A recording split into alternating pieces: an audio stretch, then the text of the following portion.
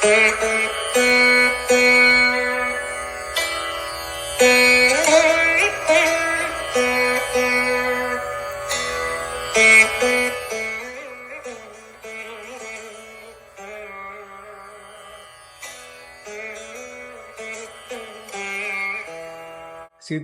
சொன்னவை என்ற பகுதியில் இந்த நிகழ்வில் சுவையான வேறு சில செய்திகளையும் உங்களுக்கு சொல்ல இருக்கிறேன். யாக்கோப்பு என்ற பெயரிலே ஒரு சித்தர் காணப்படுகிறார். அவருடைய பெயரிலே காணப்படுகின்ற பல்வேறு நூல்கள், ஏறக்குறைய ஒரு 10-15 நூல்கள் அவருடைய பெயரிலே காணப்படுகின்ற தொகுப்பிலே ராமதேவர் என்ற பெயரிலே கூட சித்தர் ஞான கோவையிலே சில பாடங்கள் காணப்படுகிறது. இந்த 2 பெயர்களும் ஒரு நபரைத்தான் குறிக்கும் என்ற ஒரு குறிப்பு போகர் 7000 4வது காண்டத்திலே வைக்கிறது.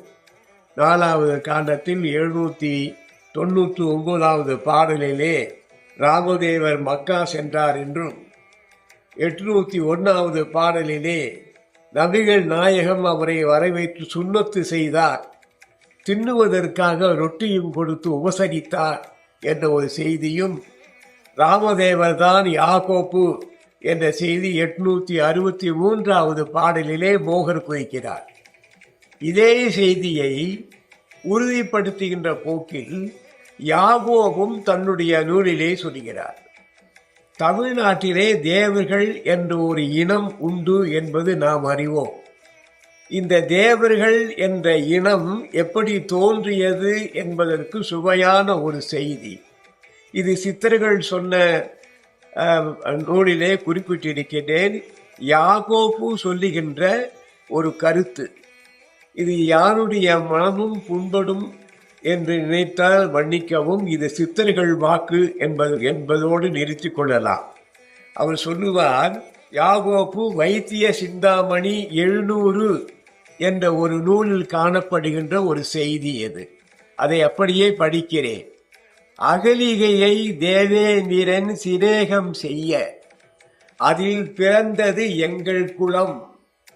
அந்நாள் சுகமாக மறைத்ததினால் கௌதமரும் சூட்சமுடம் மறவர் என்றும் தேவர் என்றும் ஜெகம் மெச்ச பெயரிட்டார்.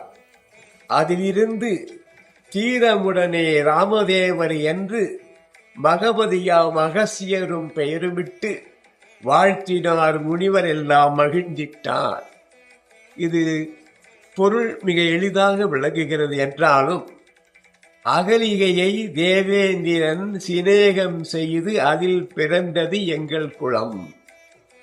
இந்த கௌதமர் முனிவர் என்ற ஒரு முனிவர், வேற புராண கதை. அது என்ன சொல்லுதுன்னா, கௌதம முனிவர் மனைவி அகலிகையை தேவேந்திரன் ஒரு முறை வானத்தில் வெளியில் போய்க் கொண்டிருக்கிற பொழுது அகலிகை ஆற்றுக்கு நீர் எடுக்க போனாள். அந்த காலத்திலெல்லாம் மணலிலே புதிதாக பானை செய்வார்கள். கற்புடைய பெண்கள் மணலிலே பானை செய்து அதிலே ஆற்று நீரை மொண்டு வீட்டுக்கு போவார்கள். இப்படி ஒரு சங்கதி. மணலிலே பானை செய்வது என்பதும் அரிது, அது சுடாத பானையிலே நீரை முகண்டு கொண்டு போவது என்பதும் அரிது. நினைத்து பார்க்க முடியாது, அரிது. பழங்காலத்திலே கற்புடைய முனி பத்திரிகள் எல்லாம் அப்படி செய்வார்கள் அப்படின்னு ஒரு சங்கதி. அந்த வகையிலே இந்த அம்மையார் முனி பத்தினி நீரை முகந்து கொண்டு போகிற சமயத்திலே வானத்திலே இந்த தேவேந்திரன் போனதால் அந்த நிழலை பார்த்து இவள் மனதை பறிகொடுத்தாள்.